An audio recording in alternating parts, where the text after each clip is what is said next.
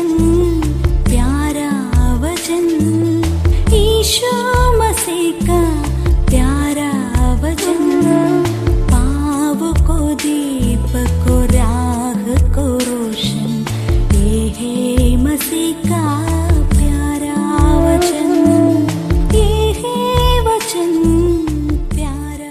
परमेश्वर के धन्य नाम की महिमा हो।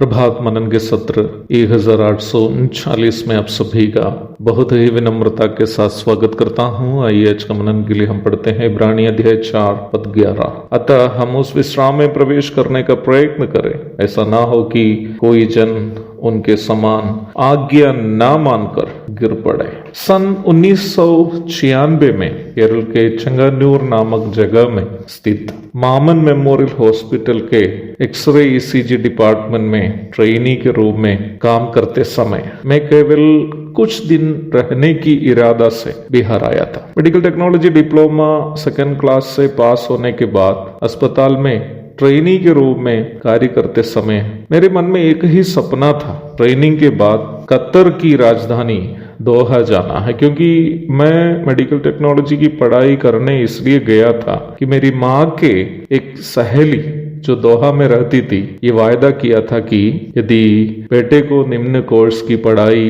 कराएंगे तो दोहा में नौकरी दिलाएंगी। वास्तव में 12 दिसंबर 1996 को बिहार आते समय केवल कुछ ही दिन रहकर लौटना मेरी इच्छा थी, परंतु परमेश्वर की योजना कुछ और थी। सन 1997 में मुझे ये एहसास होने लगी थी कि प्रभु ये चाहता है कि मैं बिहार में उनकी सेवा करूं, परंतु यह एहसास मेरे लिए मेरी सहन शक्ति के बाहर की थी। मेरा विदेश जाने की सपना, पिताजी को खोने के कारण आर्थिक स्थिति बिगड़ा गया घर को उठाने की तमन्ना और संसार में आराम का जीवन जीने की तीव्र भावना आदि मुझे परमेश्वर से ये पूछने की शक्ति नहीं दी कि प्रभु आप मुझसे क्या चाहता है। उल्टा मैं भी योना नबी की तरह बिहार के बारे में बोलने पर उस बिहार से जहां उन दिनों में नेशनल हाईवे से यात्रा करने से बेहतर खेत से जाना होता था। बिजली उन दिनों में कभी कभी केवल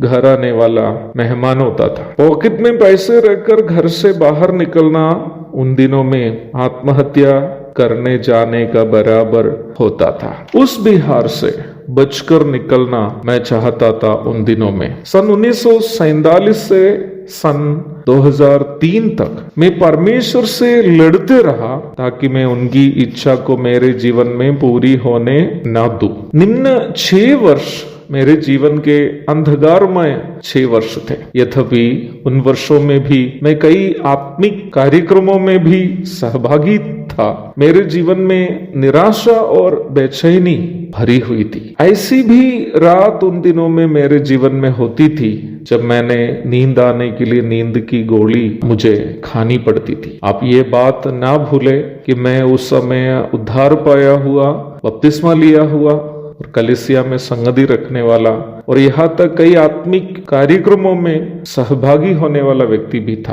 परंतु मैं अंदर से एक ऐसा मनुष्य के समान निराश था जिसका उद्धार ही नहीं हुआ हो। मेरी मूल समस्या क्या थी? यद्यपि मेरा उद्धार तो हुआ था, बपतिस्मा भी लिया था मैं और फिर कलीसिया की संगति भी करने वाला था, फिर भी मैं परमेश्वर की इच्छा के लिए अपना जीवन समर्पण नहीं किया हुआ एक व्यक्ति था। मेरे लिए मेरे सपना, तमन्ना एवं भावनाओं की पूर्ति परमेश्वर की इच्छा से अधिक महत्वपूर्ण था और मेरे अंदर ये अविश्वास भी था कि यदि मैं प्रभु की सेवा के लिए अपने आप को समर्पण करूं तो मेरी आवश्यकताओं की पूर्ति नहीं होगी, मुझे जीना बहुत मुश्किल हो जाएगा। ये मेरी सोच थी। मुझे सुनने वाले मेरे प्रिय भाई बहनों, यद्यपि मेरी अपनी इच्छा से क्यों ना हो, सन 2003 में प्रभु की इच्छा के अनुसार उनकी सेवा के लिए जब मैं अपने आप को समर्पण किया तो क्या आप जानते हैं कि मुझे क्या मिला था? मेरे हृदय से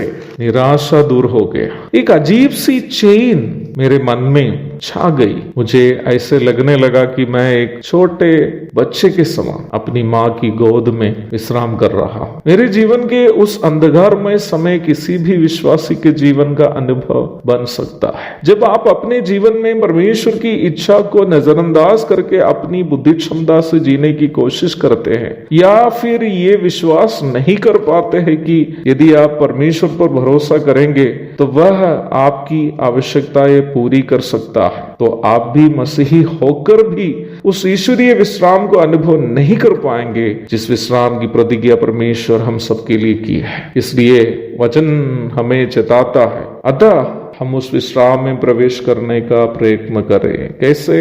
अपने आप को परमेश्वर की इच्छा के लिए समर्पण करते हुए और परमेश्वर पर प्रत्येक दिन भरोसा करते हुए, ताकि ऐसा ना हो कि हम में से कोई जन उन इस्राएलियों की तरह परमेश्वर की आज्ञा ना मानकर गिर पड़े। एक और शुभ दिन की धन्य कामनाओं के साथ आज का मनन में यहाँ समाप्त करता हूँ। प्रभु आप सबको आशीष दे। आमीन।